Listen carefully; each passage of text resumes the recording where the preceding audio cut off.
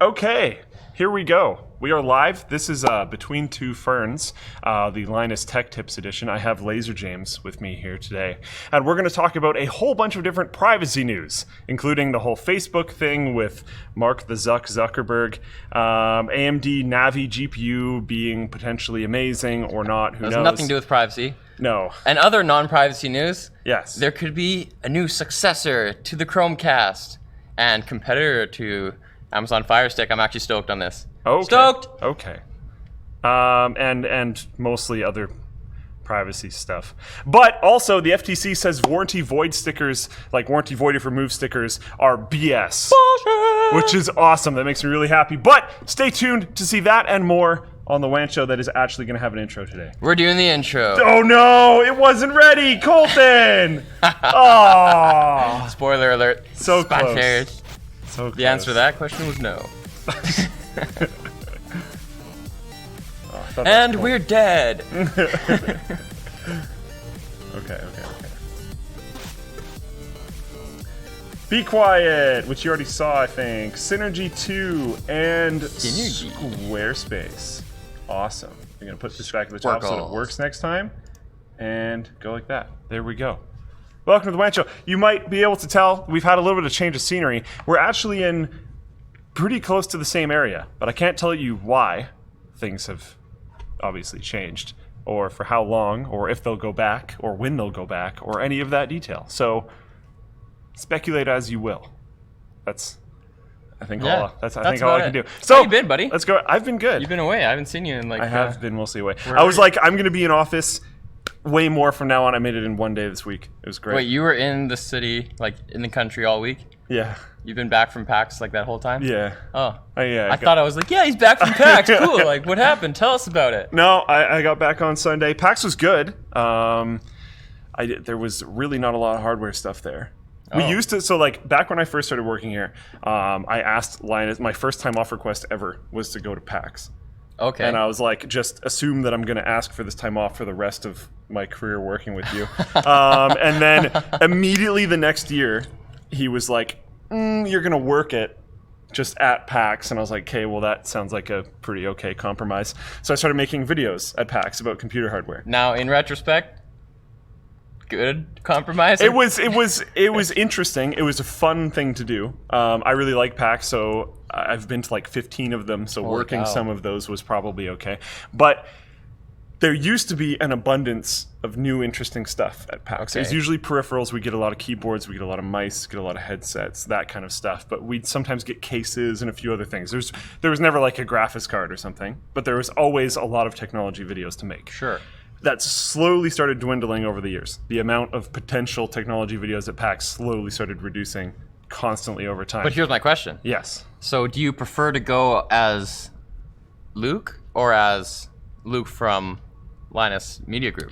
I can't not go as Luke from Linus Media Group. Now, yeah. I guess. Yeah. But like on your third or fourth time there, when maybe people didn't know you were Luke from Linus Media Group as much. Okay, so you were working there, but you weren't like super famous.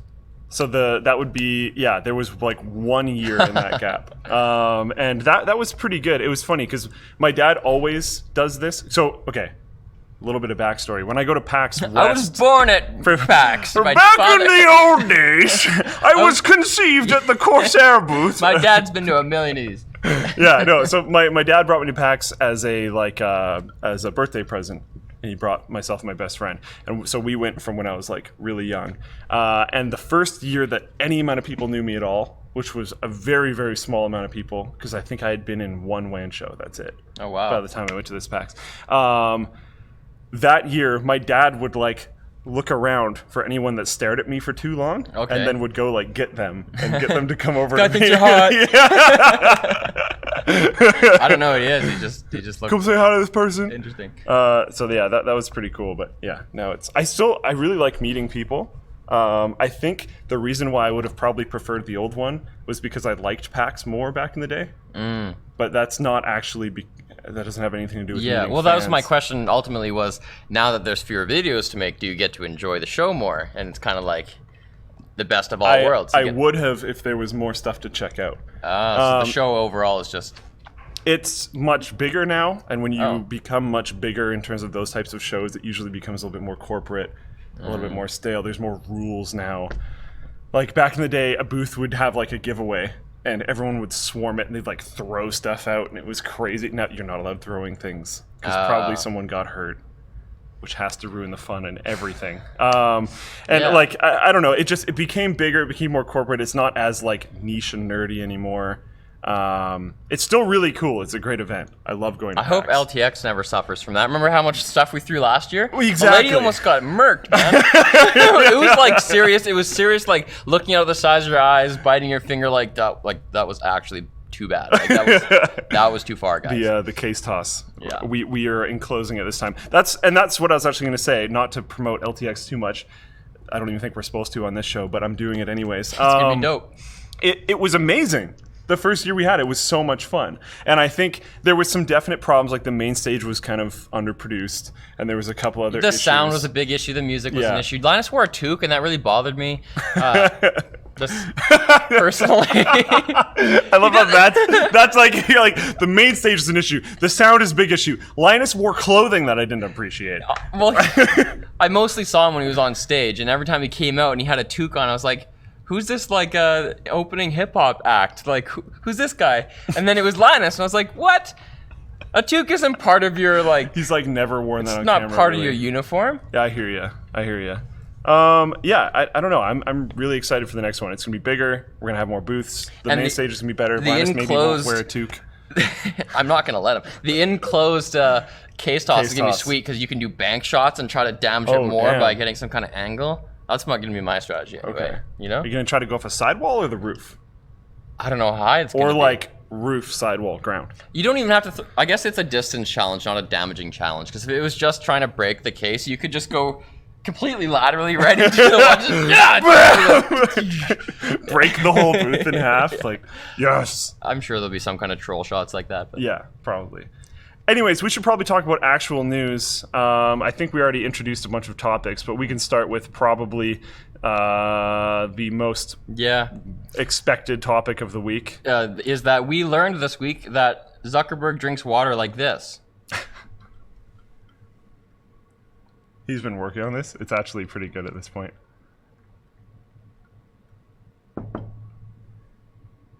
Yeah. Then you got to do the smile meter thing.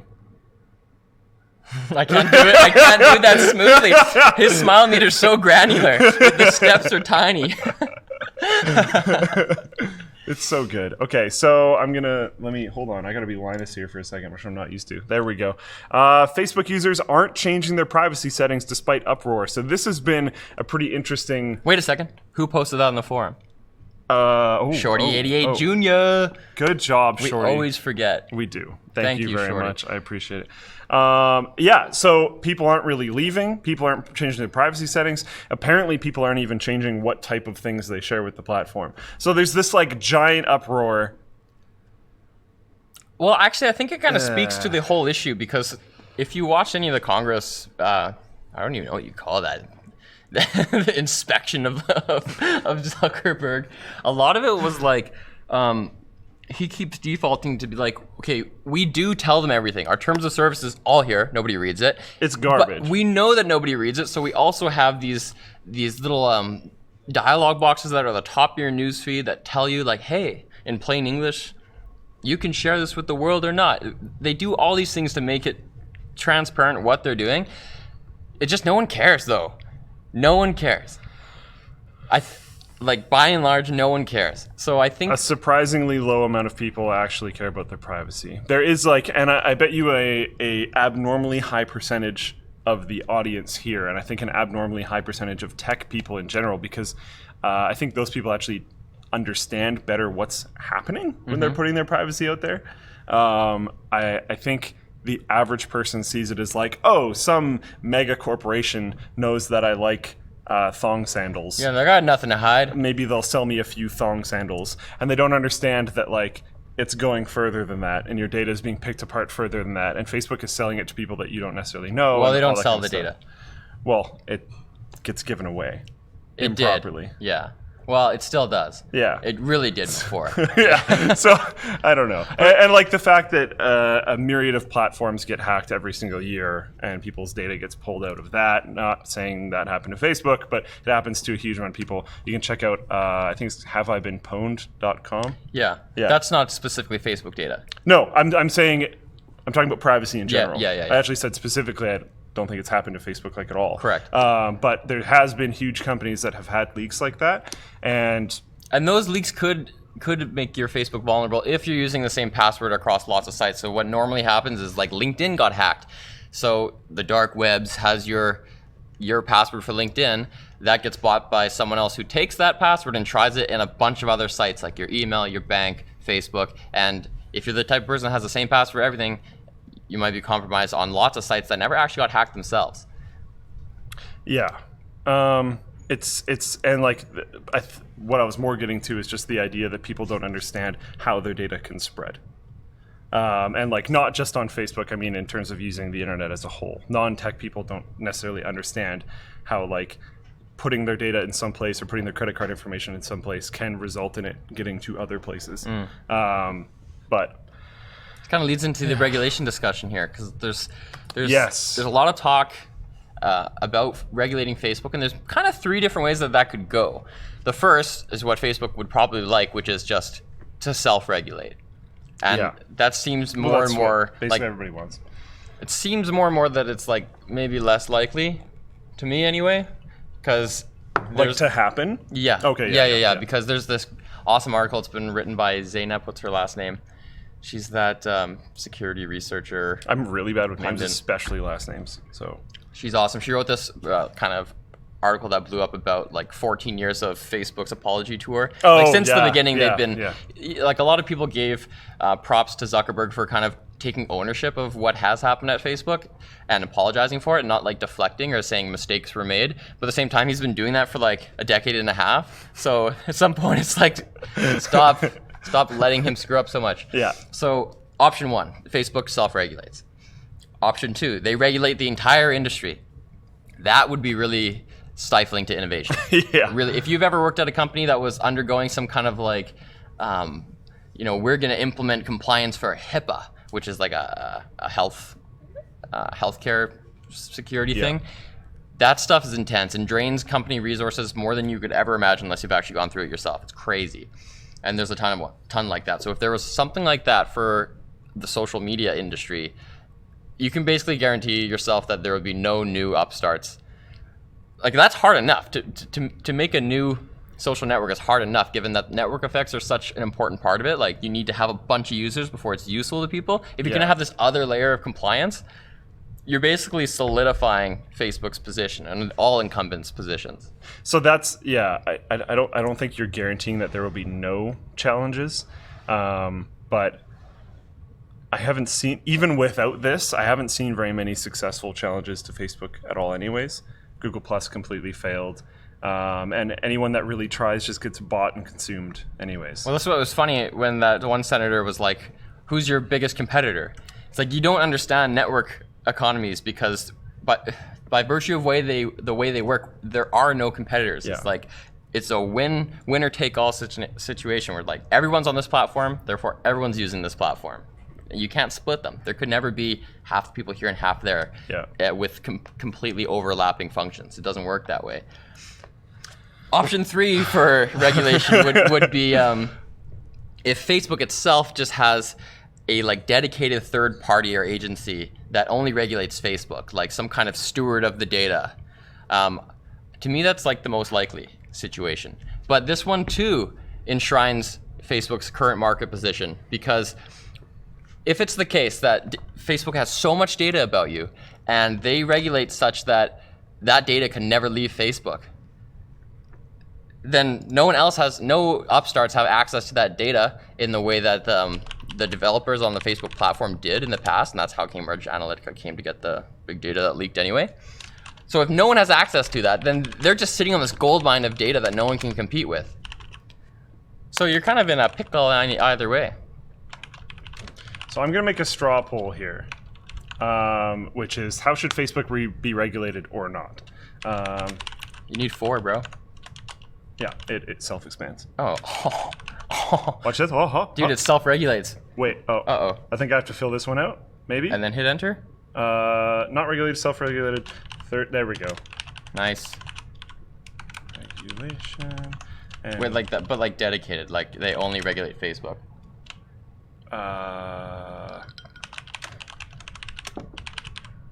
Can't type on this keyboard for some reason. Probably because it's way over there. It's just a really weird one, you know, like it's this QWERTY layout. I don't know if you're familiar. I'm used to Dvorak. I know, I it's can't just like, do it. it's been around since the 1870s, but whatever. Okay, so we have not regulated, self-regulated, third-party regulation specifically for Facebook, and government-wide spanning regulation. Are you gonna put a troll answer in there with donkey balls? Donkey. Come on. Nope. Last week it was donkey balls. Oh. We've been regulated. Internally, Censorship. self-regulated. Yeah. Okay, so check that straw poll out. Hit us with the feedback. I want to see what you guys think. I kind of have my own opinion, but... Ooh, do you have a... While we wait for that, let's fantasize about some kind of future epic social network startup that's all blockchain based, where every individual's data is completely owned by them, is on a blockchain, so that the entire internet is modular, so that you can switch from one social network to another and bring your data with you and release to each social network exactly what you want. That would be the most beneficial to new innovation, because you could start up your own social network and people could come to it and be like, here's all the data and here's all the connections, here's all the people I know, and suddenly you'd have like this really thick market and strong network effects right away. Someone said it's called Steemit. Wow, I don't like that platform. But is that how that actually works? I know that platform is blockchain based, but is it like what you're describing? I don't think so. I have no idea, but what I have heard is that all the current social, like blockchain-based social media projects are junk. Yeah, I heard it on a podcast. I don't actually know. I haven't tried it myself. Pied Piper. I wouldn't put Steam in my title. It sounds like steaming pile, you know? It's like STEEMIT or something like that. I don't remember exactly how it works. I'm going to check in on this straw poll, actually. Let's see. Okay. Wow, so, okay, not a meaningful split at all, really.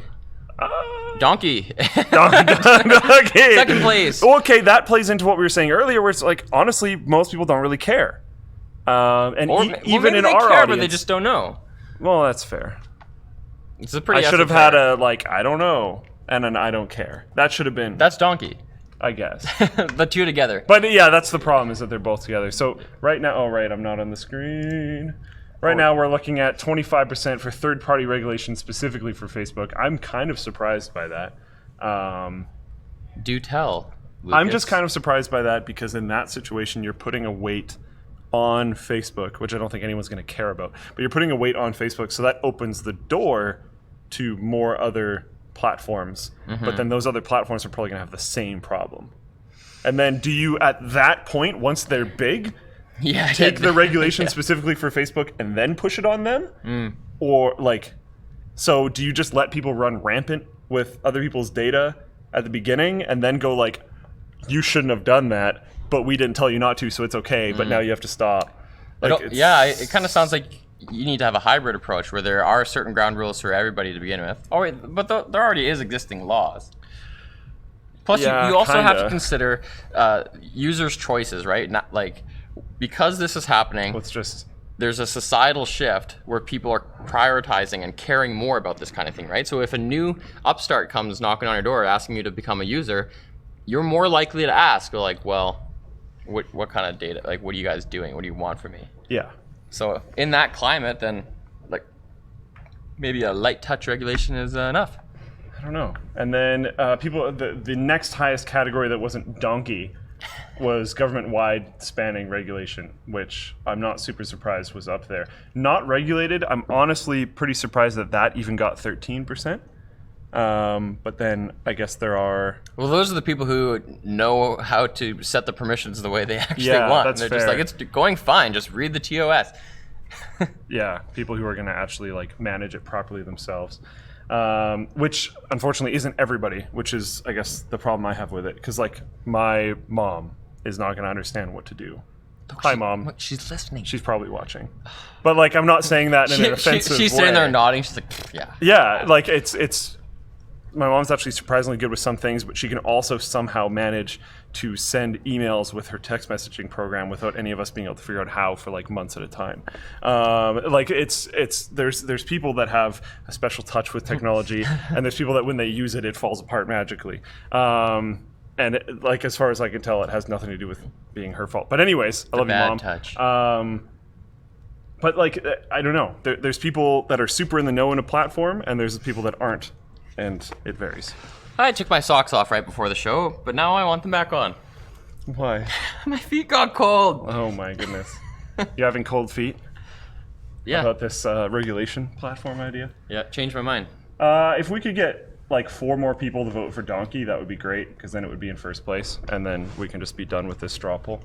But I think we're probably done with this topic in general. Meanwhile, AMD Navi GPUs. Yeah. Rumor mill time. Let's get away from. Don't come through this way. Go away, please. Thank you. Let's jump down to AMD Navi. Navi is the next generation of architecture from AMD GPUs, and it is a 7-nanometer architecture. And the rumor these days is that it's not gonna be the source of the next wave of enthusiast cards. It's not going to be the next Vega. In fact, it's going to be what they call the mainstream lineup, or mainstream tier, which right now is the RX 580s. Those guys. Also, thank you, Ryujin 2013 on the forums. Yeah. So what they're saying is that when these cards launch in 2019, they're going to have a comparable performance to a GTX 1080. Which came out in the end of May, basically June 2016. But it'll cost about $250. Which is nice. Well, because buying a 1080 right now is more than that. MSRP $250. Who knows what it'll actually cost? Fair. Mining stuff is going down a lot because Bitcoin's super down right now. Well, it's going up in the last day or two. Oh, has it? Yes. Oh no, is it coming back again? Yes, it's back, baby. Oh, back dear. again. Nah. Oh dear. Da-na-na. And then with new cards that are high performance for lower dollar value, it might become more profitable, blah, blah, blah, blah, blah, blah, blah. So we'll see. But yeah, yes. MSRP has not been a realistic thing for actually quite a long time, especially on the AMD side. We've seen accidental, artificial, whatever, spawned from Bitcoin inflation, whatever you want on GPUs for quite a long time, even well before it was identified as being a Bitcoin mining problem. We had inflation in graphics card prices all the way from back to the launch of these cards, which was well before mining Bitcoin was like super trendy as it the launch is of recently. The GTX yes. cards. Yeah, okay. Yeah. I thought Pascal when I first series. read that, and I read that they were aiming Navi at this particular market segment, I thought, are they doing that like to satisfy shareholders? Is it just more cost effective and it's a bigger addressable market? Because stop it, Max, you're doing that thing you said you're gonna do. Get out of here. All right. There's just more people who have the money to buy a cheaper but like still good, like well-performing card. $250 is a really nice price point for a graphics card. Yeah. Around $300 is fairly reasonable for quite a large amount of people for a graphics card. Yeah. $250 is pretty good. Still, if you can like, PCs aren't going to get here realistically, but if you like, at least not in the short term, but $300 in like 2013 was like the golden. I remember there was articles about it all over the place where like $300 for a relatively high ticket item was really good for consumers because a lot of people could gather that much money in a reasonable amount of saving time to buy something. This should be comparatively cheaper then, because with inflation and everything. With inflation, and it's $250. Yeah. But it isn't the full component for a computer, but it's a nice upgrade, blah, blah, blah, blah, blah. It goes all over the place. So it's a sound business decision. It's a good price. If they're just doing this strategically, that would make sense. But then I learned that actually history is repeating itself here, because this is a new, what they call manufacturing node. This is a 7-nanometer part, the lithography that is. They can't get the yields on all their wafers at a rate or a quantity that makes a lot of sense economically for them. So that was really convoluted. Let me just say what I actually have written down. From a manufacturing point of view, it is not feasible to produce a large GPU like a 1080, like a big one, or a Vega, on a brand new cutting edge process like 7-nanometer early in the node's life cycle because it's just a new technology and they haven't ironed out all the manufacturing kinks yet. So once they do, it's conceivable that in the future, maybe in 2021, that they could use the 7nm lithography to make bigger cards. Yeah. Makes sense. The more you know. Hooray. It's I don't know. This is good for a lot of reasons. AMD needs to keep doing well. They're doing quite well right now. One interesting observation that I had at PAX, we were talking about PAX earlier on in the show, Intel did not have a booth there. That was weird. Intel's had a booth at PAX, like every PAX as far as I know, for the last 5 or 6 years. NVIDIA wasn't there. That's not super surprising. They used to be at every PAX, then they started dwindling off. But okay, no Intel, no NVIDIA. ASUS booth was much smaller than normal. AMD had a fairly big booth that was popping the whole event. It was full. There was queues for all the different stuff. They had VR setups, but there was VR setups multiple other places on the show that didn't have a line, but the line at AMD was full all the time. It was an interesting experience to see that the community has kind of opened up to AMD as a whole. If you look back into like 2014, they were actually the very much so underdog. That like the underground people were like, yeah, I'm gonna buy one of these even though like, you know, maybe it doesn't make a ton of sense. I'm gonna get it anyway. Part of my money is just a donation to AMD. Yeah, basically. But now it's actually a lot more logical to go for their stuff, which is really cool. And it's really cool to see them coming back. It was a pretty awesome moment to see their booth packed at PAX. Yeah. Because even at PAX West, which was, I guess, in the very beginning of September 2017, the AMD booth was not that packed. So you're saying now that there's hasn't even been that long. Now that there's no competition, their booth is popping. Well, it helped, I guess, and like they did a much better job with their booth, which in a way, kind of, sort of, not really, but kind of indirectly, maybe. There's a lot of caveats there. I keep drinking water, not like Zuckerberg. You gotta work on continue. it. Oh, he's got it. Sorry, I'll ignore it. It kind of shows success in the company.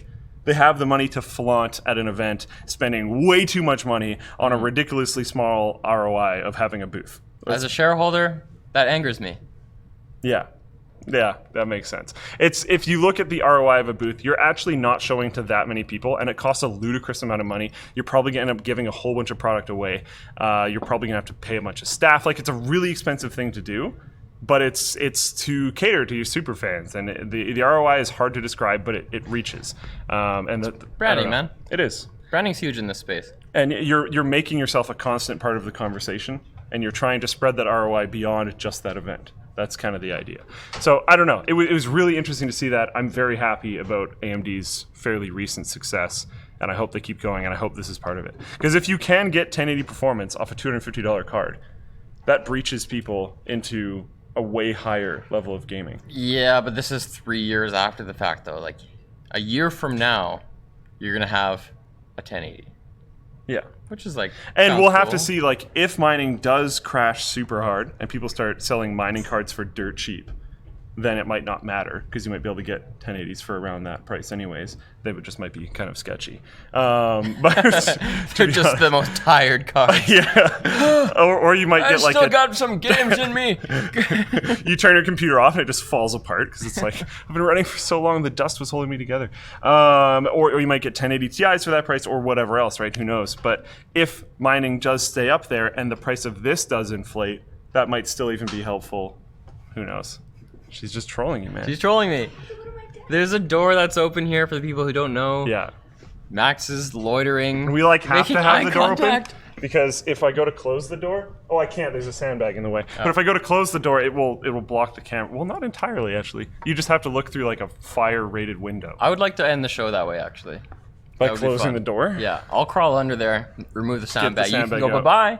Okay. I'm down. Wait till the end of the show. That's gonna be your Easter egg. It's gonna happen. Yeah. So anyways, there's a bunch of documentation showed up. This is the next topic. Okay. A bunch of documentation showed up at a random. I mean, to our ears or eyes anyway, people who aren't in the know in these things. A random seeming manufacturer in China has the documentation that describes, like specs out, this new mysterious Google branded dongle, which is like a 4K Android TV dongle, as you can see. Yeah. And some people might think this is boring because they're like, yeah, okay, it's a Roku or it's an Amazon Fire Yeah, I was Stick. wondering why you care so much. I'll tell you why I care so much. I have a Chromecast at home. Okay. And I also have a Google Home. Okay. Those things work together. They're attached to my TV, which is a smart TV. The smart TV has a remote. And I use that remote and that smart TV to use apps like YouTube a lot. The problem is that Google Home and casting by voice is incompatible with my remote. When I cast, if I'm like, Google, play the latest Linus Tech Tips video on the TV, and it plays it, I can't then grab my remote and hit next video and start scrolling around and stuff like that, because my smart TV's YouTube app is a different app than the app that gets used when I cast things by voice. I basically have 2 YouTube apps on my TV. With this, you're gonna be able to do that. Just like when you have an Amazon Fire TV stick, the microphone, the remote is a microphone, you can talk into it. This remote is the same deal. It has a dedicated Google Assistant button on it. So this is the remote he's talking about, by the way. And presumably, I'm going to be able to say, Googstar, play this video on... I don't want to hot word people. I know. I was going to say, you guys got to appreciate that he didn't include the first word. Yes. When he's paying attention. Play the latest video. I'll be able to watch that video, and then I'll be able to just use my remote. And then back and forth, and that is going to be sick. That's huge for me. Hey, Google, play the hipster song with the whistling. I had to. I'm sorry. Continue. Hey, you don't want to leave those Alexa, play the hipster song with the whistling people out. Is that going to work, though? Because Why not? I think that's a fairly specific keyword for Google. Play? No, key phrase. Oh. The hipster song with the whistling. Because they put that in an ad. And I tried a whole bunch of other descriptions for songs that I thought were pretty good. It didn't work at all. Oh, did you try the Russian guy that goes... Does that work? Yes, we've done it even on WAN Show before. Oh, that's awesome. Yeah. Okay. It's awesome. Okay. Sweet. That's cool. I'm surprised that works, actually. That's a great song. You know the song I'm talking about? Yeah. It's called like Seventh Element by Vitas. Yeah. Get out. I think Okay. that was my two. That's what I wanted. So to say people in about chat are saying that it's like basically a Shield TV, but in a small compact dongle. But I think it does a little bit. less. Wouldn't do a little less than a Shield? Yeah. Like, and plus the price point. Those things are over $200, aren't they? Oh yeah. So this is probably going to be way cheaper. The Shield will also be able to like cast games to your TV, which is like you're in a little bit different of a range there. The Shield also has a voice controllable remote. The easiest way to think about it is going to be, there are already Android TV boxes. It's just going to be that with Google Assistant integration and voice remote. People in chat. I'm guessing that the price point will be like, what, 120, 130 bucks? Is that how much a Fire TV stick is? Let me search the American internets. Yeah, where let's those see. things exist. Oh my. While you do that. Fire truck? No, they know it from Linus Tech Tips.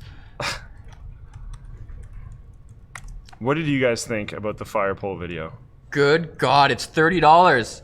Fire TV stick with Alexa voice remote, $30. That's really cheap. Even the 4K one is only 50. A 4K Chromecast is like 70 US, isn't it? I don't know. Hold on, let me Google some more. Do it. Do it.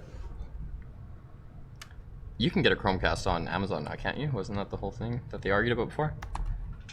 Can you do it now though? Because I know they're arguing about it, but I don't know if it's like already an option. Oh, that got pretty settled. It autofilled. I don't see it. I see a Shield. They sell NVIDIA Shields for $200. $200. Comes with a gamepad though. Yeah. Because you can play Android games on it. Some of them, I guess. Yeah, I'm totally gonna sell my Chromecast and get one of these dongles if it comes out. They're probably gonna announce it at I/O. I/O is in a month. It's in May. Google I/O. It's gonna be sweet. Do you work on this? Heck yeah. Yeah. Okay, I thought so. So while you're looking that up, I'm gonna do a little Floatplane moment. $70, I was right. I have to. 70. Okay. So it is a little bit more expensive. Floatplane has awesome stuff on it. Kyle from Bitwit currently has cool cooler is cool. What happens if we remove the fans? It's a be quiet cooler. That should be a pretty interesting video. Also, he has a 32:9 gaming setup that he wants to show off in a different video. Linus Tech Tips has a wearable Couse? I merged keyboard and mouse. It is a couse. I like it. That was by accident, but I'm kind of down with it. So can you tell me a tiny amount about what this thing actually is? So it's these rings that you wear on your fingers. Yeah. If you lay your hand on a table, okay, it's a mouse. If you don't, and you just put your wrist on the edge of a table and you tap on a table, it's a keyboard. And it can know based on like if you stretch your finger or whatever. It's not spatial. It's not like A's over here and P's over here. Okay. You actually have to learn a bunch of gestures, like it's its own language. Like that's A, that's N, that's R. Yeah. Okay. I learned it all. Can you type properly that way? I can type. How fast?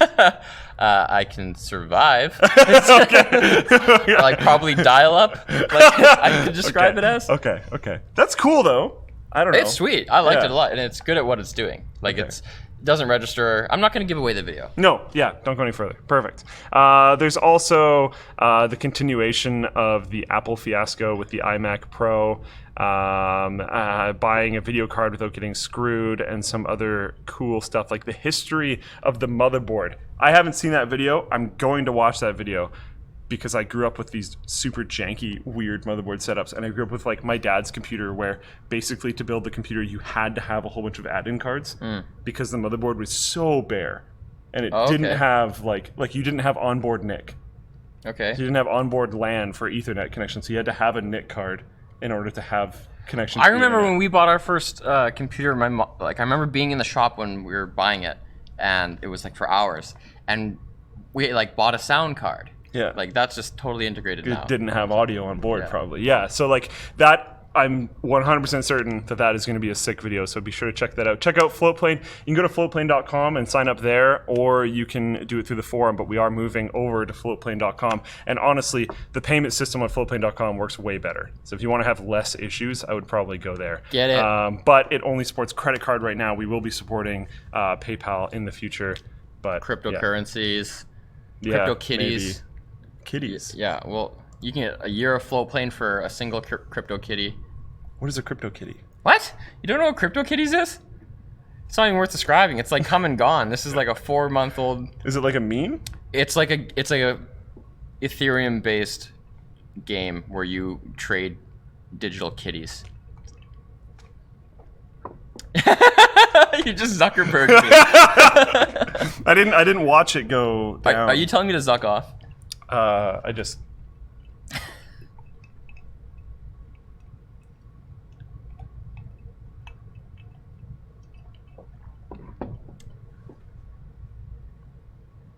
There we go. I think we've completed our ritual.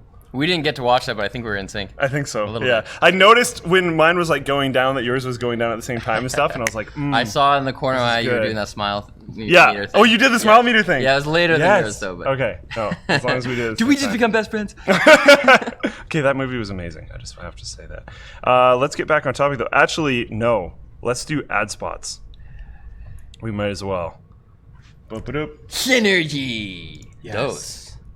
Yes. Oh, yes, correct. Synergy 2. Synergy is a mouse and keyboard sharing software, so you can have multiple computers, even multiple different types of computers, like a laptop and a desktop. And you could have like Linux on one of them and Windows or Mac or whatever, and you could share your mouse and keyboard across all of them. It doesn't even matter which mouse and keyboard you use. You can even use a couse.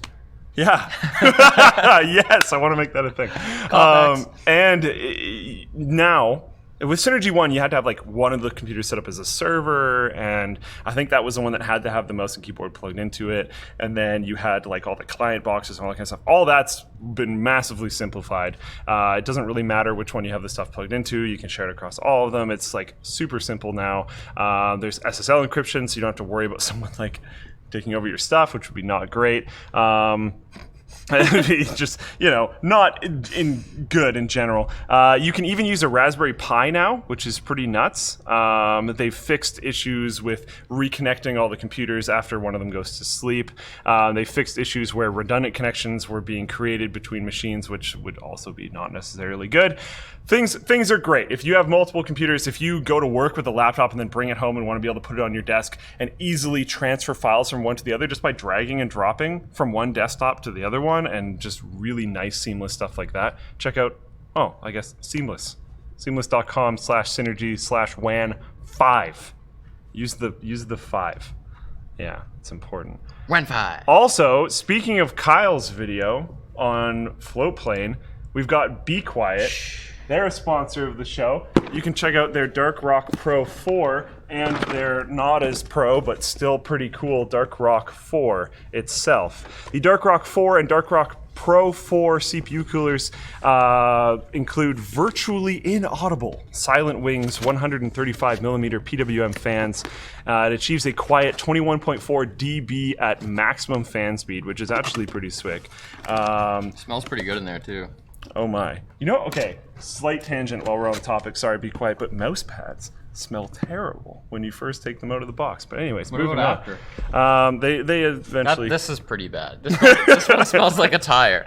Yeah, that's generally I mean, it could be worse. I was expecting like the smell of fingertips, but it's not that. Interesting. Okay. It supports an additional 120mm fan. Clips are included in the scope of delivery.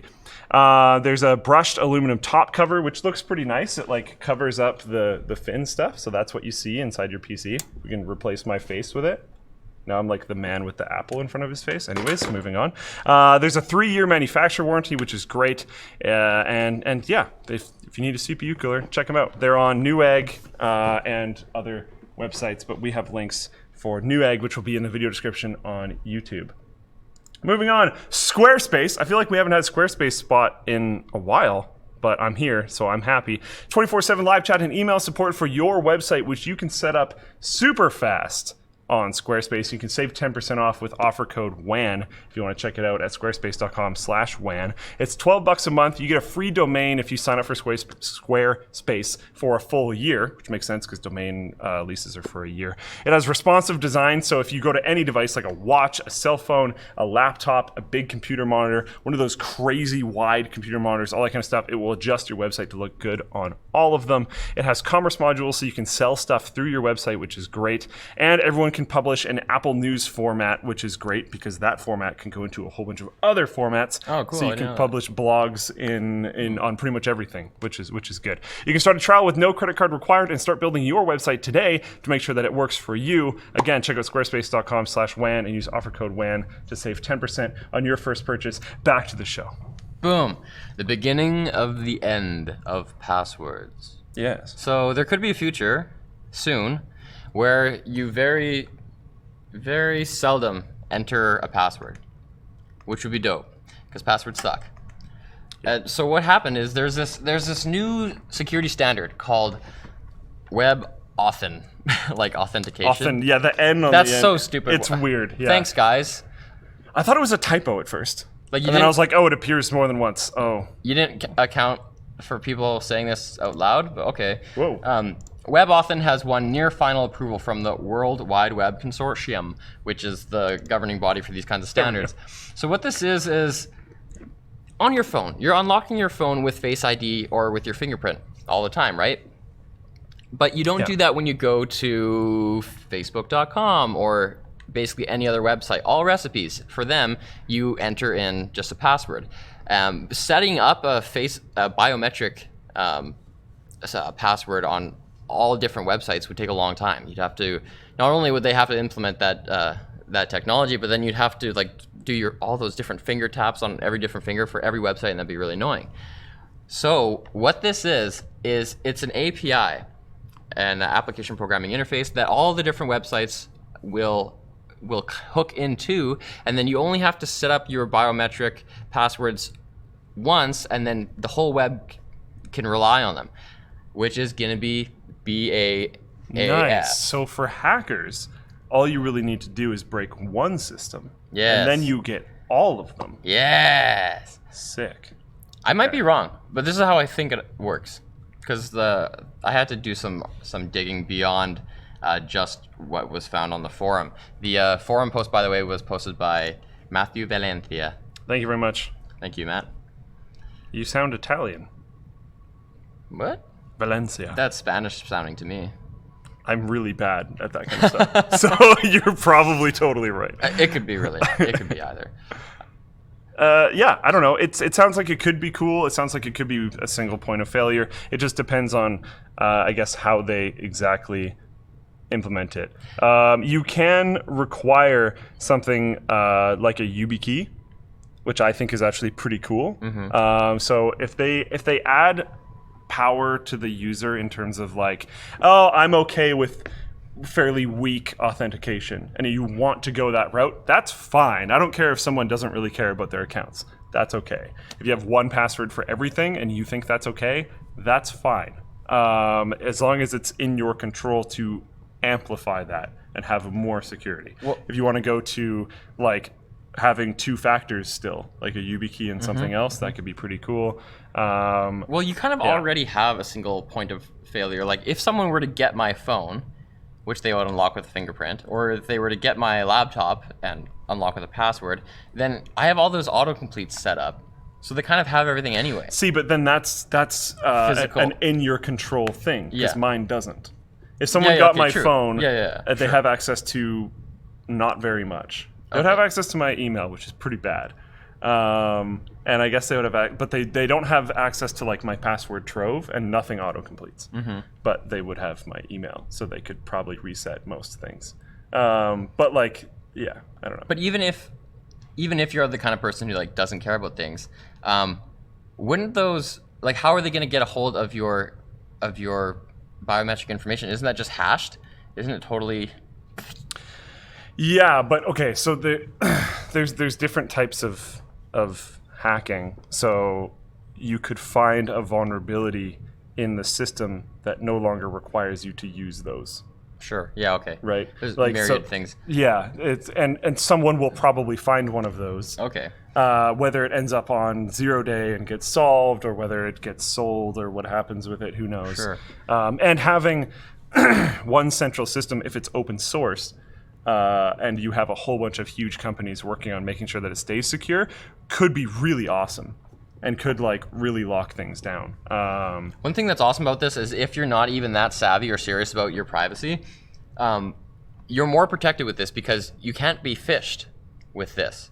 Because your password is like a secret that you know. And just because no one else knows it doesn't mean that they can't get it just by asking you what it is, which is what phishing is. You know, you get. My wife actually got an SMS recently that was like, your telco has given you a refund, or your ISP has given you a refund of $114.61.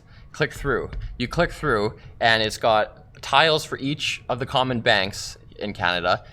Totally branded, looks totally professional, looks awesome, and you click on that, and it's like you enter your banking credentials, and then boom, they have everything. If she didn't explicitly know, like, this ISP never texts me, they never text me, and they have no reason to give me a refund. But like, how tempting is that? Like, oh, free money, free sweet. Money, yeah. Anything's possible. SMS, log in. People get phished all the time, so you can't get phished with this. You still totally could. Because it would just be done in a different way, because you would have to have it capture your authentication, I guess. So, because you're saying this is a general API for everyone, right? So you would go to the phishing site, and it would be like, scan your fingerprint, and you'd be like, click. When you get like on Android or iOS, when you get a permission prompt that was like, share your fingerprint with this website, and you'd be like, that's weird, I already did that. And then even if you did say yes to that, they'd scan your fingerprint, and it would just be once, which may not be enough to like totally get all the angles. May not be enough. I don't know. It still might work. It's potential. You could also algorithm it out to like angle it slightly to try to make it slightly different. And honestly, I would honestly think most people would go like, oh yeah, go away, to any prompt that's like, do you want to share this with the website? Could be. It's still possible.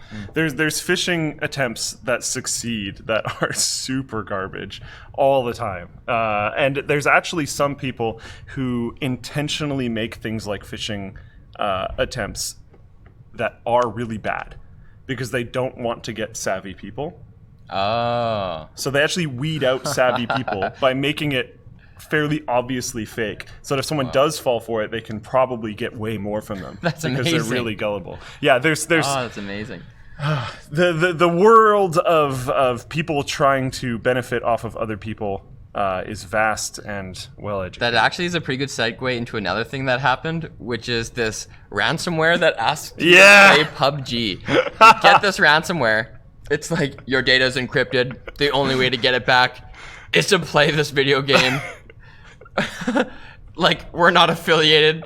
Just play it because it's awesome. Or if you don't want to do that, just enter the password that's actually written right here on the screen. So it's just like a joke.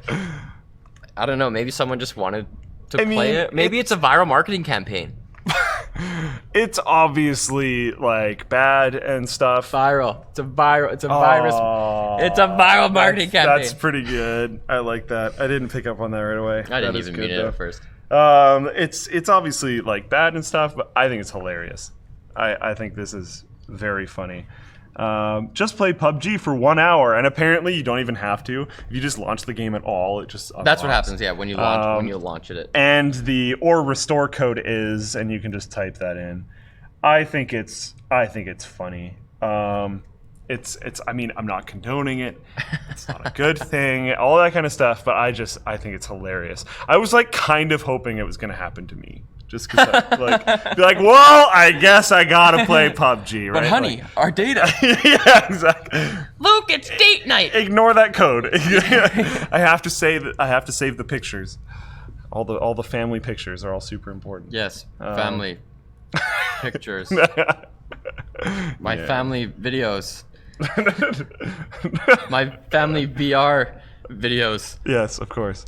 So apparently, warranty stickers that say, if you remove the sticker, your warranty is warned. You know what I'm talking about. This was posted by Steve Grabowski on the forum, and the previous topic was posted by no one. Hey, Grabowski, thanks for the topic. Yes. Warranty void if removed. That sticker apparently is bullshit and illegal. So the FTC is cracking down. They've sent letters to 6 major companies. They haven't said who these companies are, but they're big, and they're in the sectors of they're car manufacturers of cars. They are. Did I even write it down? Video. Yeah, here we go. Automobiles, cellular devices, and video game systems makers. Like, I'm pretty sure they're big companies like Sony. Yeah. So they've sent warning letters to these companies, writing that statements that consumers must use specified parts or service providers to keep their warranties is actually illegal, and it has been since 1975.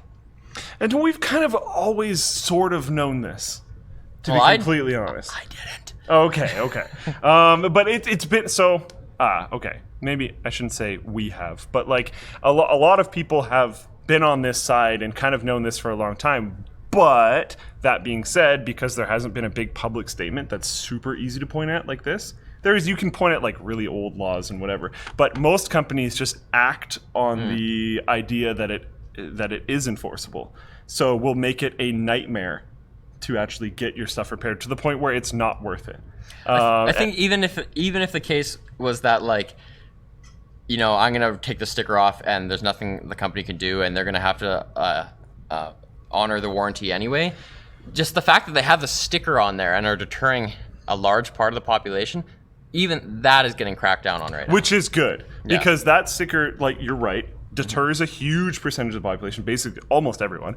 And then even if it doesn't, like, I love breaking those stickers. If I did want a warranty repair for something that I broke the sticker on, it would be a nightmare and probably not worth my time, and it would probably never end up happening. And to get it fixed, I'd probably have to take them to court, which is not going to be worth it. So this being enacted is awesome. I love it. It's great. This is good.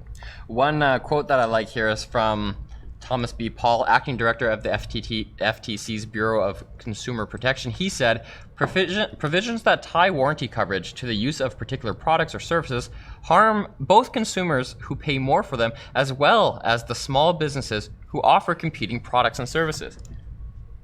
You know, like, if there's a Mac store that's not Mac certified, but the people there, they know how to fix them. Those people should be able to start businesses and fix up these computers. Yeah. I completely agree. The right to repair. You know? Let's not waste as much stuff. Sounds good to me. HomePod. HomePod. Okay. No, I mean, like, let's do that one I know. next. Let's do it. I'm down. This is interesting. Apple hasn't been. What's the last thing that Apple released that was a new product? AirPods? Okay, yeah. No, you got me immediately. Well, that goes out the window. I was thinking like their watch hasn't done very well. Their HomePod now hasn't done very well. But you're right. AirPods have done great. But they are still just headphones. The watch gained steam. Has gained steam. Gained steam? It has? Yeah. Everyone knows it's the best smartwatch out there. I mean, it's not saying a lot. Okay, but do people care about... Yeah, exactly. Do people care about smartwatches? No. The category is still pretty niche. So here's the story with the HomePods. When the pre-orders went out that weekend, the sales of like the pre-orders there for the HomePod accounted for 73% of all smart speaker sales that weekend. And for the first month, I believe it was 10% of the market. Basically, the market share of HomePod relative to other smart speakers like the Amazon Echo and Google Home is abysmal and shrinking at a depressing rate. At first, it looked like the HomePod might be a hit. Pre-orders were strong, and in the last week of January, it grabbed about a third of the U.S. smart speaker market in unit sales. But by the time HomePod arrived in stores, sales were tanking. During the first 10 weeks, they had 10% of the smart speaker market. But 3 weeks after launch, sales slipped to about 4%. It didn't help that they missed the entire holiday season, and that when they did ship, they were missing two critical features that they're going to have to wait for Apple AirPlay 2 before they have, which is going to be like July or something.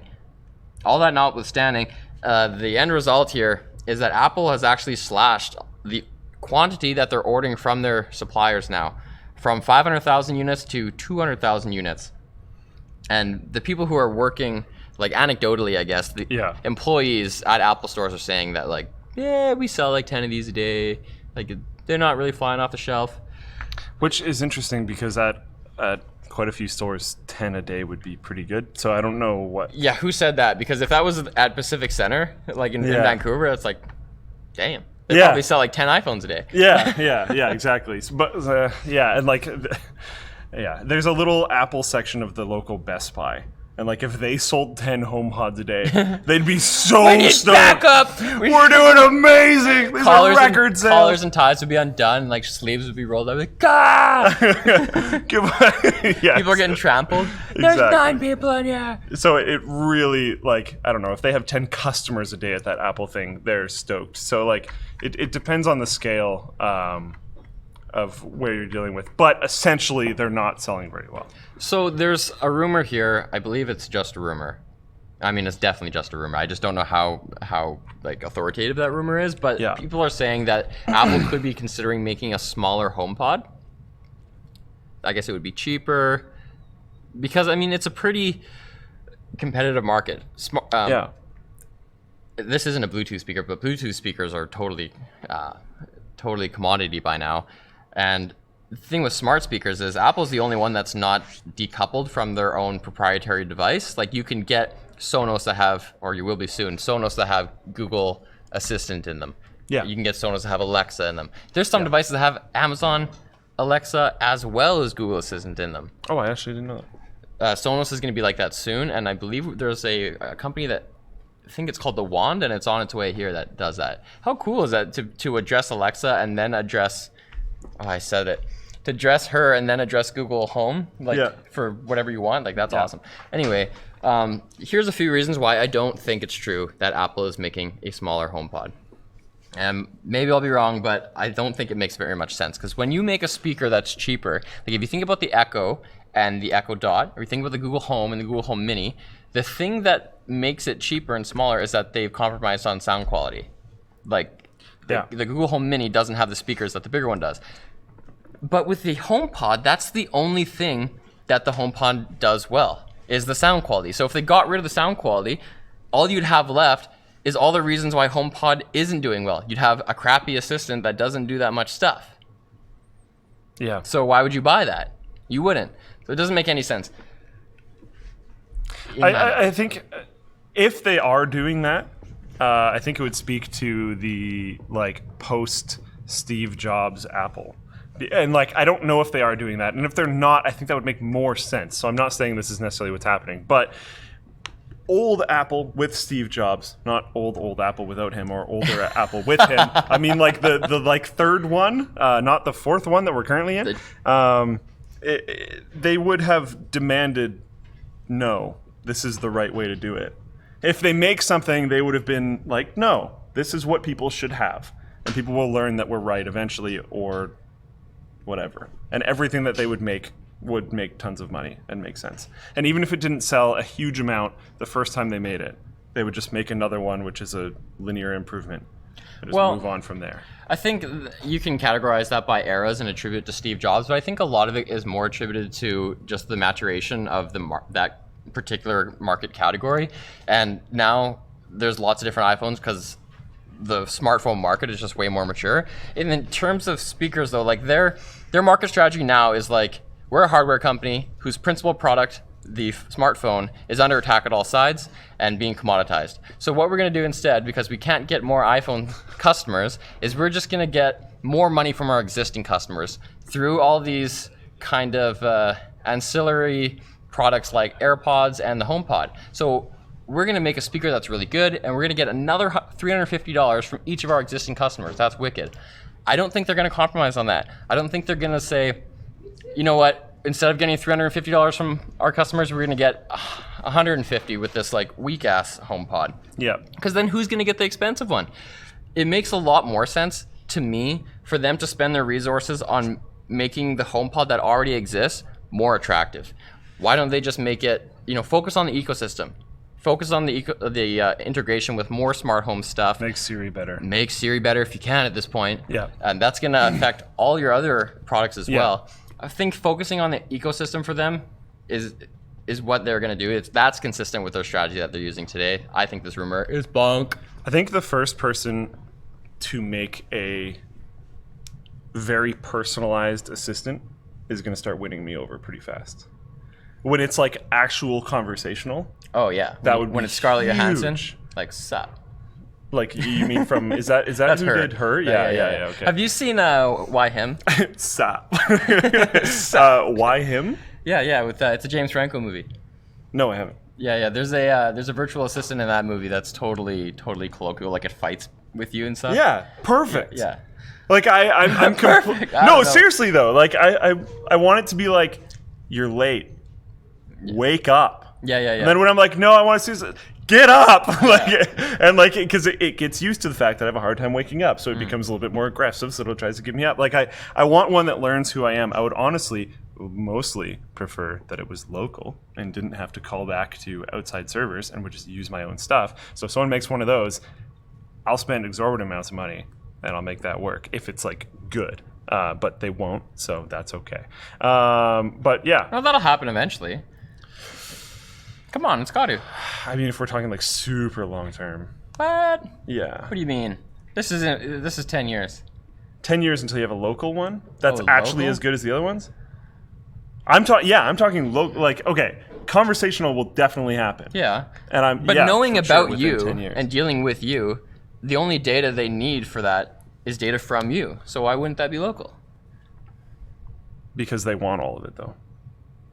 I got confused for a second, but it's because they want all of that data, so they can train the rest of their devices and stuff, and so they can take things from it for the most part. But yeah, because they want that data. Ooh, there's another let's get one more in here. Okay. Speaking of Google, basically, there's some leaks of where the heck did I put this? There's a new Gmail coming in the next couple weeks, and it has some cool new features. Yeah, data mining is profitable, basically. Yeah, this looks awesome. Not only does it aesthetically looks kind of cool or more Android-y, but it has this new feature of like confidential email. So there's like a little lock icon you can hit. And when you hit that lock icon, your email gets all these new properties, such as the recipient can no longer forward that email. They can't download it. They can't print it. Obviously, they can take a screenshot because nothing can stop that. They can take a screenshot, or even if you somehow block that because of their native OS, they could just take another thing and take a picture of it. Sure. You'll never get past that. It disables copy and paste, and it lets you make it explode. So you can make the email itself expire after like a week or a month or a year or multiple years. And when that happens, So there are other services that have these kind of properties already. The notably is Proton Mail. If a Proton Mail user sends an email or a message to another Proton Mail user and it's an exploding message, when it explodes, it just disappears from both of our boxes. It's like, it's just gone. The way it works, or is probably going to work with the new Google one, is if you're the recipient, you're going to get an email, looks like a normal email. You're going to open that email and it's going to have a link to the confidential email. So when it expires, I think it's just that link that expires, and the email line item will still be in your inbox. When you click that link, you're gonna have to enter your Google credentials again, which is pretty sweet. Because then if someone stole your laptop and just had access to your email because you left it open, they still wouldn't have access to that confidential email. And you can also stipulate that they need to enter like a two-factor thing, like a SMS, when they get that email too. Just increases security. If someone steals your device and figures out your pattern or your code or whatever and can get into it, like we were talking earlier, like my passwords would still be locked, but emails auto login. So if all my emails had this thing, or all the important ones had this thing, that would add a lot of security. And you can make it so that the expiration date, like you're saying, it explodes. You can make it so the expiration date is like multiple years. So if it's something that person's gonna have to go back to it multiple times, yeah, well, you could make it so that the expiration date is like way, way down the line. It also says etc. So I could see a potential situation where it just doesn't ever explode, but it has all the other security features. Like you have to go through the link, correct. you have to relog in, all that kind of stuff. So you can do it. You could do it for just high security emails in general, which is really cool. It doesn't just have to be stuff that is going to delete. If you're an accountant, you could tell your clients like, hey, send me your stuff, just make it explode in 7 years, because I don't need it legally after that time, and I don't want to be holding your data in my storage. Sure. So, yeah. I mean, it wouldn't be theirs anyway, but yeah, whatever. I think that would be cool. It's Friday night. And speaking of Friday night, I think that's the end of the show. I'm out of Zuck juice. Yeah. That means it's over. I am too, so rip. That's it. Thanks for watching. Check out our sponsors, Synergy, Be Quiet, Squarespace, which I'm actually supposed to do it this way. So we're going to have the intro now, but you can still hear me. I think the set might look different next week, but I'm not going to tell you why, or how, or when, or if. So you can figure that out on your own. Yeah. We're actually going setless. We're going to be a setless, paperless office. Oh my god. We're going to be a VR channel only. You can meet us in VR. Thank you, Oh man, it's not working. There we go. Thank you, Squarespace. Thank you, Synergy. And thank you, Be Quiet. We'll see you guys next week. Bye-bye. Oh, wait, we didn't do the thing. We gotta do the thing. Oh, yeah. Hold on. Wait. Hold on. Oh, goodbye. Okay.